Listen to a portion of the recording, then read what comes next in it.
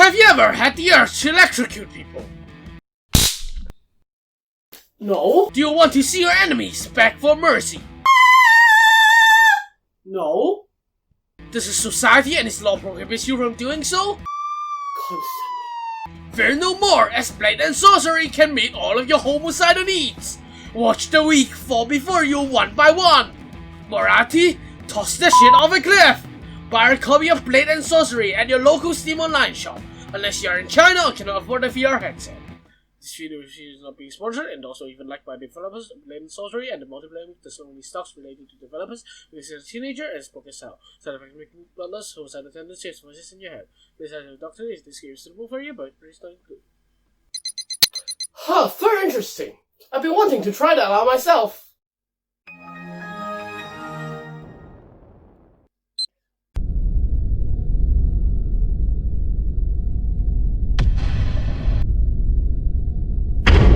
Okay!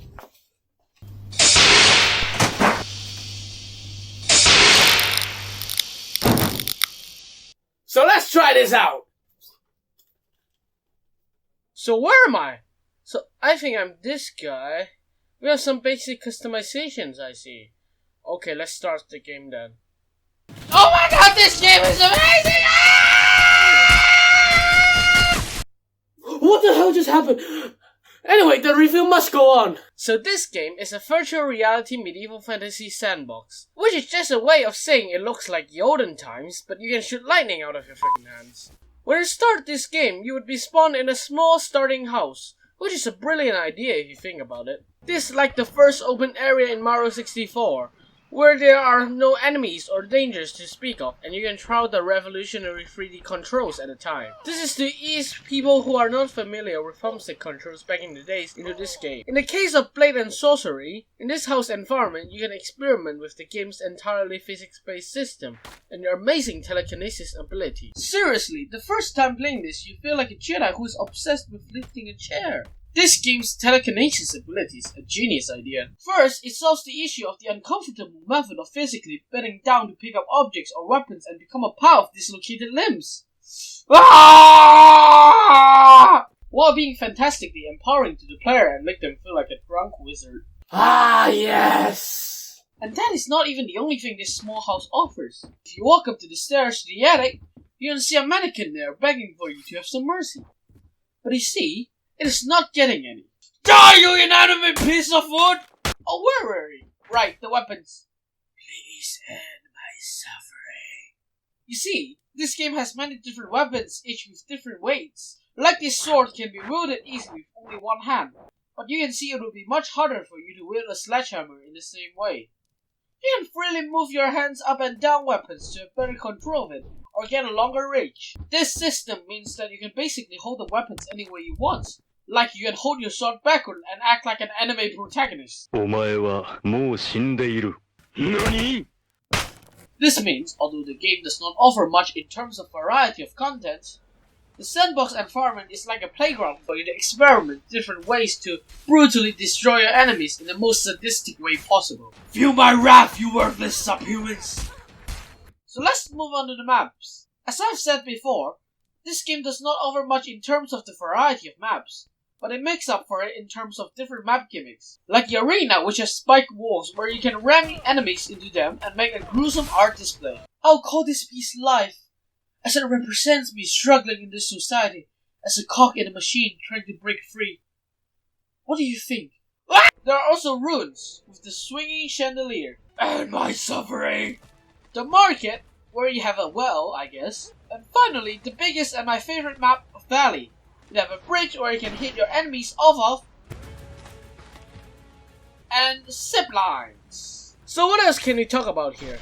Maybe the damn AI of this game. Well, saying it bluntly, they're dumb as hell, constantly not knowing what to do and unable to find a weapon and just stand there. They look like a lost child at a mall. But you know, all the jankiness is part of the fun. It is like a good old Bethesda game. You see an enemy walking towards you with like some kind of impairment or something to avenge their fellow soldiers as you pierce your sword into their skull in VR is an experience no other games could offer you. This game also has the time slower difficulty, where you can slow down time and for moves that can be like some sort of Mortal Kombat finishes. Fatality. This paired up with the power of being able to spin your weapons mid-air and mutilate your enemies like a meat grinder makes you feel unstoppable. Yes! For me! What's happening? Why did that happen again? What I was going to say before I fainted is that the game mechanics that are already in place are all incredibly in-depth. But as the Steam page says, it is still in early access, and they aren't incredibly polished. However, what we already have in the game is already leagues better than most other VR games. The physical-based environment means you can do most of the things you think is possible. This game is like the perfect starting ground for something much better, with the physics-based combat system and a great weapon handling mechanics. Usually, a review of a game will end here after me giving it my final thoughts. But you see, this game has an incredibly active and big fanbase. Comedy! It has fantastic mod support. Sometimes you will even see more contents of people covering the mods of Blade and Sorcery than the actual base game itself. Well, I will start talking about this with the most covered mod of this game, the Outer Rim mod. It is a Star Wars conversion for this medieval fantasy game. Trust me, it meshes with this game better than you would think. This mod basically adds a bunch of Star Wars canon accurate lightsabers and blasters, with some adding extra force abilities and custom Star Wars heroes, battles and maps.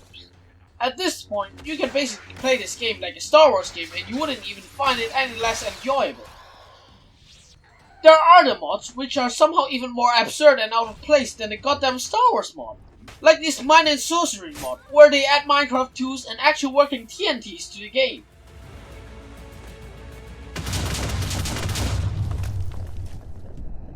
There are also plenty of gun mods, and you can reenact the scene in Raiders of the Lost Ark. Or get a fucking MP40 to mow down your enemies like it's Norman or something. It would be an oversight if I do not mention mods that perfectly complements the base game, like the Medieval Mega Pack and the Fantasy Mega Pack by the same mod maker Extrusion. The Medieval Mega Packs add a lot more medieval weapons like different kind of swords, like this swords, and also this swords. There are like a lot of swords. They also have some historically accurate but less known weapons like the Golden Dagger, basically a staff with a pointy metal end. And some weird stuff like the Bone Club, Pickaxe or Shovel or something. On the other hand, the Fantasy Mega Packs add ridiculous enchanted weapons with bleeding, blast, or magma and many more different effects. Some of them have mild visual effects when you hit an enemy with them, but like the blast effect are absolutely overpowered and absurd. By the power of God! If you're more of a Marvel nerd, there are also Captain America's Shield and Force Hammer's mod. In conclusion, I think that this game has a massive amount of potential, and the developer just announced that a new update is in sight. I personally cannot wait to see how this game would develop and grow over time. Now, if you would excuse me, I would like to find out why do I keep fainting?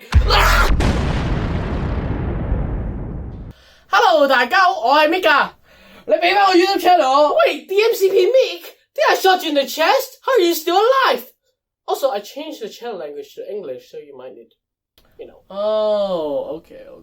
Give me back my YouTube channel! This is my channel now, inferior one! Plus, how could you come here so quickly? I dumped your body on Earth and now I'm in space! What do you mean quick? Your last video is like more than 2 weeks ago! Hey, I'm working on my upload schedule, okay? Scripted videos take way longer to make, unlike your low-effort Let's Play videos. You do realize that you are on the holodeck and I am a hologram, right? God, you really are a failure of a clone. Mark my words, when I'm back, I'll destroy you and I'll take back what is mine. You said enough! Hey, what are you doing? Don't you dare cut me off! God damn it, I should have shot him in the head. Anyway guys, see you guys next time. I'm gonna play some Beat Saber or something. What the dick?